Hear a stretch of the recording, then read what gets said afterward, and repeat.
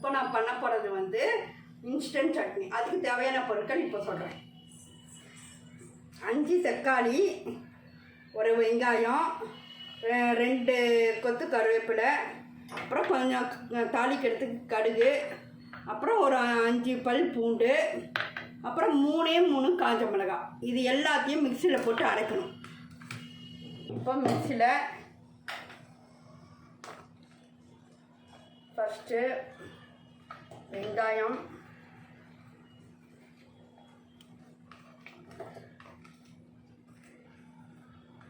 அஞ்சு தக்காளி,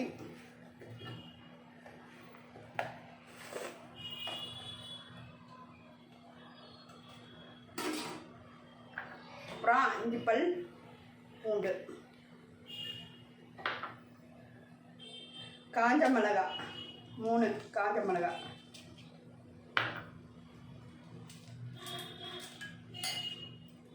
இப்போ இன்ஸ்டன்ட் சட்னிக்கு காஞ்ச மிளகாய் போடும்போது கொஞ்சம் வந்து காரம் இருக்கும். அதனால் ஒரு ஸ்பூன் 2 ஸ்பூன் ஆயில்.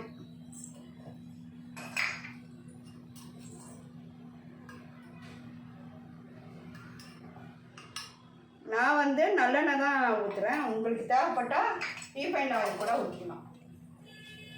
இப்போ அரைச்சதுக்கப்புறம் நான் உங்களுக்கு காமிக்கிறேன். இப்போ மிக்சியில் போட்டு அரைச்சிட்டோம். இந்த இது மாதிரி அரைச்சா போதும். இப்போ வந்து நம்ம வந்து இதை எடுத்து தாளிக்க போகிறோம். ஏன்னா பச்சையாக நம்ம போட்டதுனால பச்சை ஸ்மெல்லு வரும். அதனால் இதை நம்ம கொஞ்சம் கடாயில் ஊற்றி நம்ம தாளித்து நல்லா ஓரளவு ஆனதுக்கப்புறம் நம்ம வந்து ஆஃப் பண்ணி ரெடி ஆகிடும். அப்புறம் நம்ம டேஸ்ட் பார்க்கலாம்.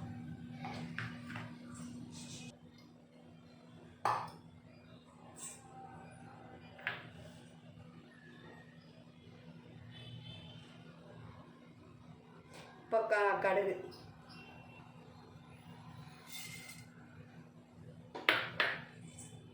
இப்போ 2 கொத்து கருவேப்பிலை,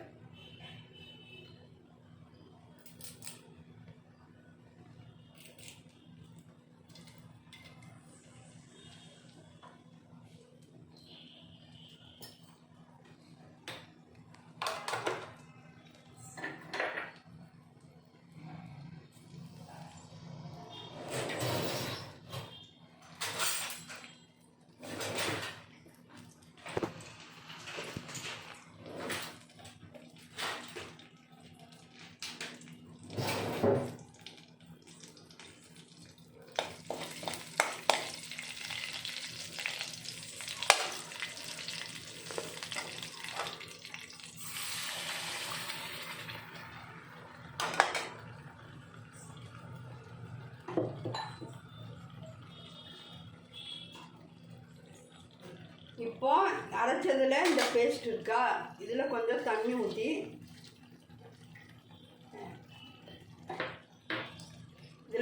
ஊற்றி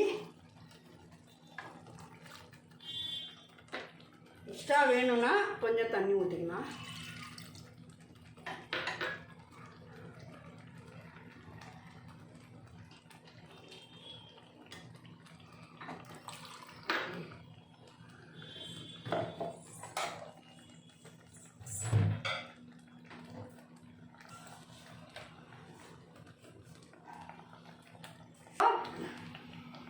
உப்பு வந்து கொஞ்சம் தேவைக்கு ஏற்ற மாதிரி போட்டுக்கணும். போட்டுட்டு நல்லா கலக்கி விடணும். ஒரு மாதிரி ஸ்மெல் போனதுக்கப்புறம் அதுக்கப்புறம் ஆஃப் பண்ணிக்கலாம்.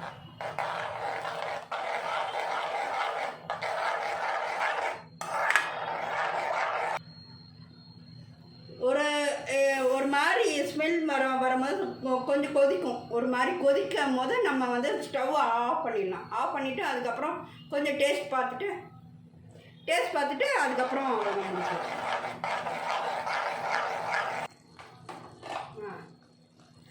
இப்போ ஒரு மாதிரி கொதி வந்துச்சா, கொதி வந்த பிறகு ஸ்டவ்வை ஆஃப் பண்ணிவிட்டுங்க.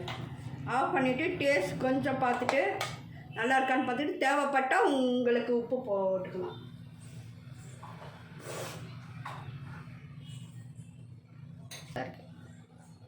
இப்போ டேஸ்ட் பண்ணால்